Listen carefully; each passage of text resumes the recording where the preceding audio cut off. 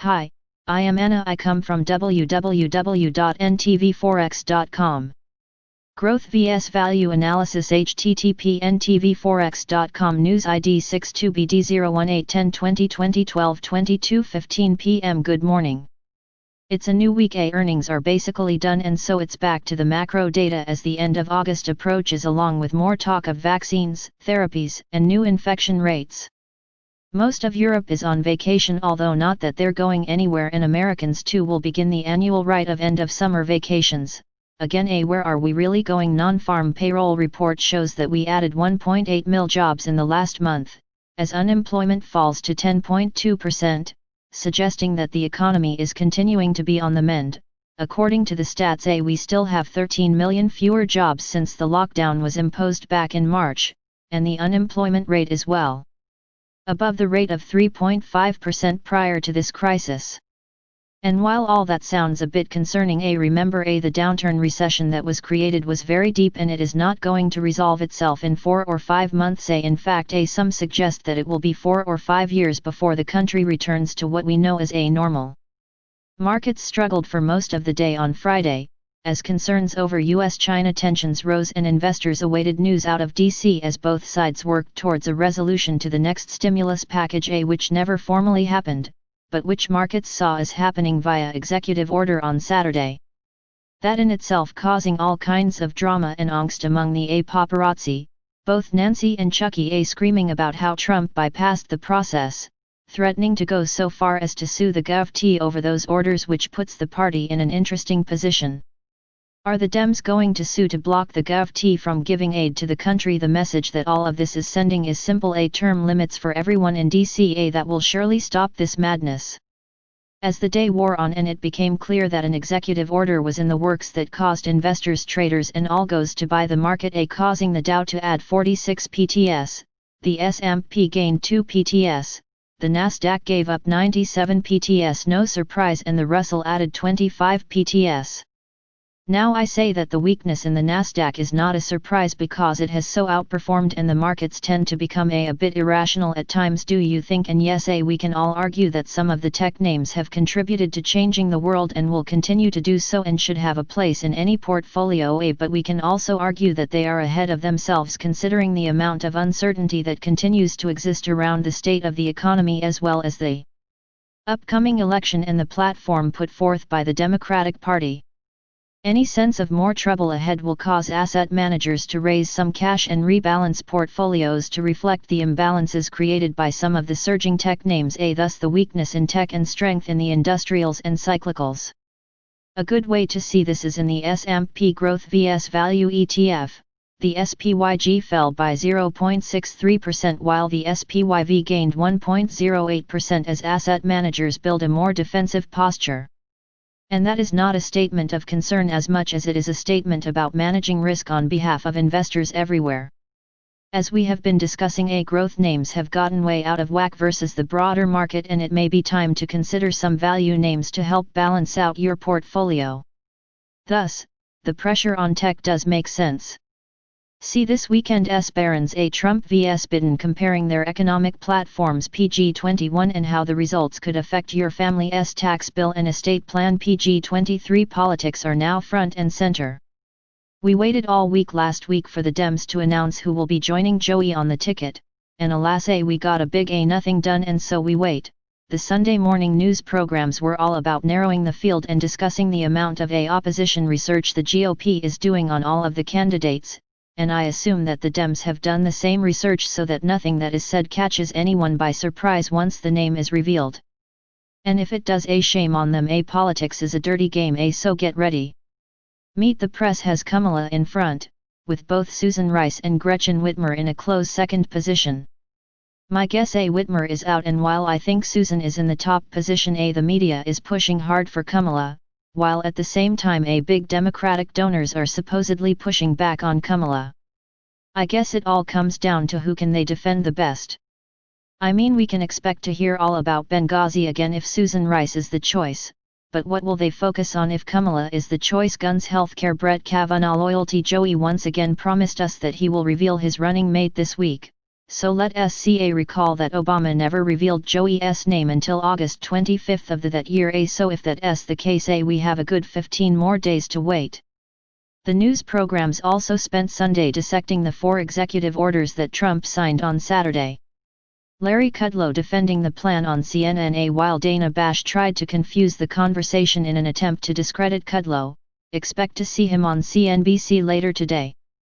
Overnight, the headline hits the tape, raising the temperature between the US and China. Jimmy Lai, Hong Kong media tycoon arrested under security law. BBC Hong Kong media tycoon Jimmy Lai arrested under national security law. Wash Post. Essentially, the story goes on to say that China arrested Lai and his sons and several executives of the publishing company Next Media, a pro-democracy news outlet which has been quite critical of Beijing for allegedly colluding with foreign forces. Think US.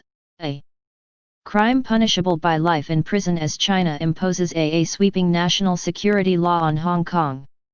And so it begins. This headline did little to affect trading across the region yet, but recall tensions are running high right now between the two countries. Trump is set to ban 2 Chinese tech internet social media companies, TikTok and WeChat, from operating in the US. He has also said that he will impose a new round of sanctions on a dozen individuals, including Hong Kong CEO Carrie Lam, and the administration is also considering delisting Chinese companies that trade on US exchanges that fail to meet US auditing requirements. And all of this as Trade 2.0 is ready to kick off on August 15 via a Zoom-type conference. In response, China imposed sanctions on 11 US elected officials as well, and so the back and forth continues. China also reported that PPI producer price index slowed in July, to 1.6%, and that is sure to weaken industrial profits. Not good, and this suggests that the Lubbock People's Bank of China will need to do more. Japan was closed for a holiday, Hong Kong 0.63%, China 0.36%, and ASX 1.7%. European markets are off to a mixed start. First, did you see that the UK revised downwards their COVID death count by 10%? Seems that someone was counting heart attacks as COVID deaths months after those people had recovered from the virus. Feels a bit incompetent to me. Thoughts, could that be happening in the US? And with no echo data out of the Eurozone today, investors there are focused on the developing drama between the US and China, as well the drama between the Dems and the GOP in Washington. After the weekend's executive orders event, word has it that House Speaker Nancy Pelosi has reached out to Treasury Secretary Stevie Mnuchin and expressed an interest in restarting talks surrounding the stimulus package. Okay, so that's good. Maybe Trump's style will work to get them to come back to the table and reconsider what the next package will look like, or maybe not. As of 6 a.m. the FTSE 0.24%, CAC 40 0.42%, DAX 0.07%, Eurostoxx 0.21%, Spain 0.45%, and Italy 0.46%. US futures are also mixed. The executive orders signed by Donnie on Saturday is being considered better than nothing at all, while providing a stopgap until Nancy and her sidekick Chucky decide to come back to the table to talk about what the country needs versus what they want. There is a difference. Recognizing that we do need a more comprehensive solution, but all of this drama just screams for term limits across the board. As of 6:00 am, Dow futures are 111 PTS, the S&P is 4 PTS, the Nasdaq is off 10 PTS, and the Russell 9 PTS. If the tone should turn more confrontational, then look for the markets to come under pressure, with even more money coming out of the tech names, as they will be the first to get hit. Oil is moving on up to the east side, a reference to the Jefferson S circa 1975 after the Saudis raise demand predictions out of Asia and Iraq agrees to production cuts. Saudi Aramco CEO Amin Nasser said that he sees oil demand rebounding in Asia as economies gradually reopen after the easing of corona lockdowns, and this set the oil markets ablaze. WTI West Texas Intermediate is up 1.2% or 60 CTS barrel at $41.82. Now all of this is good until tomorrow, when someone contradicts that statement and raises concerns about falling demand due to corona and increased supplies after OPEC announced that they are easing back on production cuts and delivering more oil to the markets. We remain in the $35-$45 range. So the S&P filled the gap created during the February collapse on Thursday, and then on Friday for most of the day it traded lower, in fact as low as 3,328 before they took it back up late in the day. The action this morning suggests that the S&P wants to go higher, but my sense is that it is topped out here at the moment, and may churn as it awaits news out of DC. I suspect that 3,350-ish will provide upside resistance for a while. NBSP ribeye Pizzola 2, another version to experiment with. I love Pizzola A steak or pork A, and you can use this recipe for either.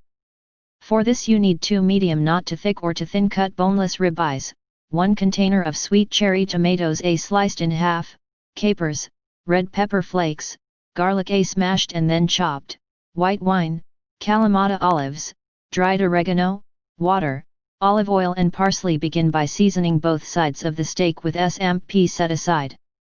Next heat up a cast iron skillet. Add the olive oil, not a lot, just enough to wet the pan. Heat and then place the steak and brown on both sides maybe 1 minute or so. Remove steaks and set aside. In the same pan add just a bit more oil and add in 3 cloves of smashed and chopped garlic, red pepper flakes to taste, and about 1 tablespoon of the dried oregano. Sauté it around and then deglaze the pan with 1/2 of the white wine, nothing fruity. Now add the sliced tomatoes, capers and olives and about a c of water. Now add the steaks back and let it simmer until the tomatoes release their juices and the sauce thickens up a bit. Remove the steaks and turn off the heat. Slice the steaks and place on a warmed platter. Spoon the sauce over the sliced steak and garnish with parsley. Subscribe our channel to receive the news as soon as possible. Thank you for watching. If you want to read real-time news, text messages to MT5 Expert Advisors page at https://m.me/mt5.expert.advisors.